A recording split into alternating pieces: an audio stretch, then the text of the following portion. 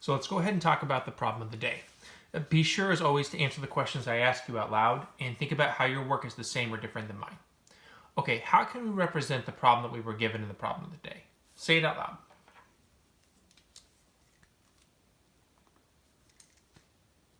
Right. We've got 5, 6, right? And that is for Tanea. And then we've also got 10/14, right? And that was for Jaylene. And then in the middle, we don't know, right? Could be less than, greater than, or equal. That's what we have to figure out. Okay, so would it make sense to compare these fractions using half as a benchmark? Say it out loud. Why or why not?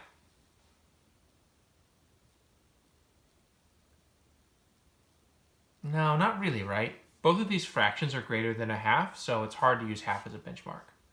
Well, what about finding common denominators like we did yesterday? Would that work well here? Say it out loud.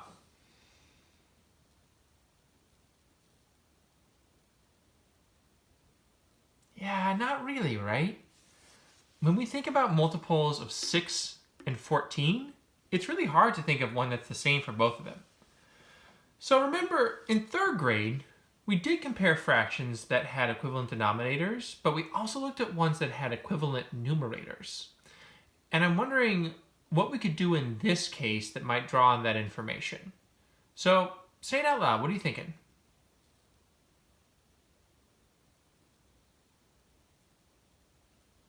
Yeah, right.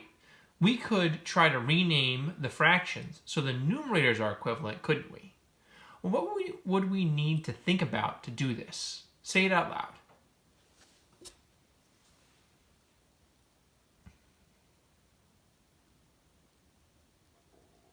Right. We have to think about the multiples of the numerators and then decide what multiple they have in common. So how could we rename the fractions so that they have a common numerator? Say it out loud.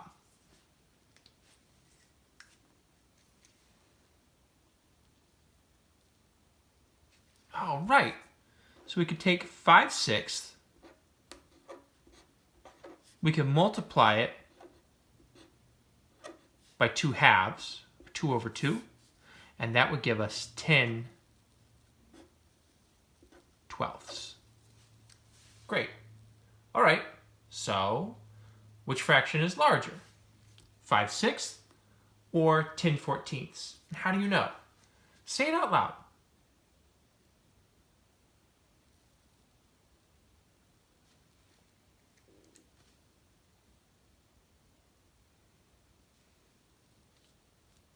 Yeah, 5/6 is larger, isn't it? Because 10/12 is greater than 10/14. But how do you know that 10/12 is greater than 10/14? Say it out loud.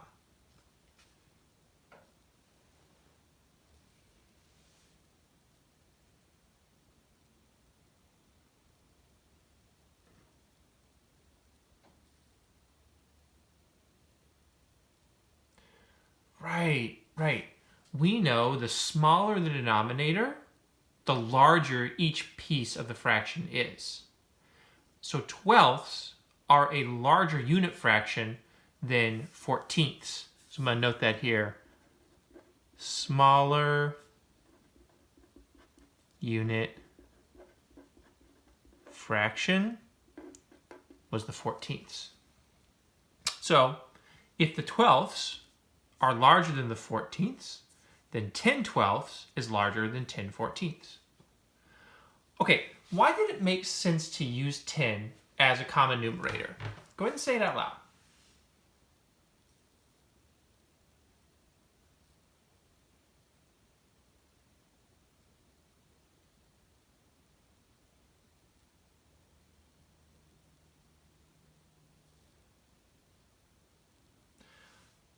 Right.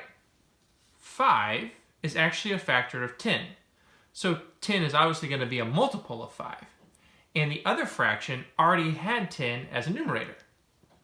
Well, from this information then, what are we learning about another way that we can compare fractions in addition to using a number line or creating equivalent denominators? Say it out loud.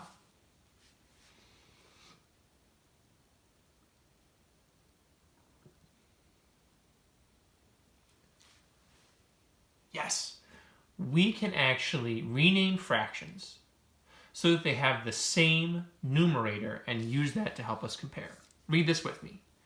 We can create equivalent fractions with the same numerator to compare. Okay, great. I am wondering, is there another way that we could have made common numerators from those fractions? Say it out loud.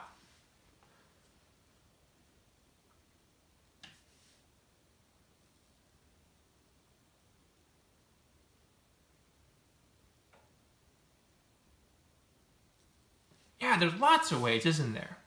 One possibility is we could have renamed them both as fractions with numerators of 20 because 20 is a multiple of both 5 and 10.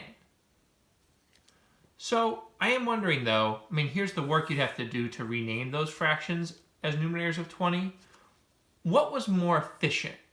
Renaming them with numerators of 20 or renaming just the one fraction of a numerator of 10? Say it out loud. Remember, say why.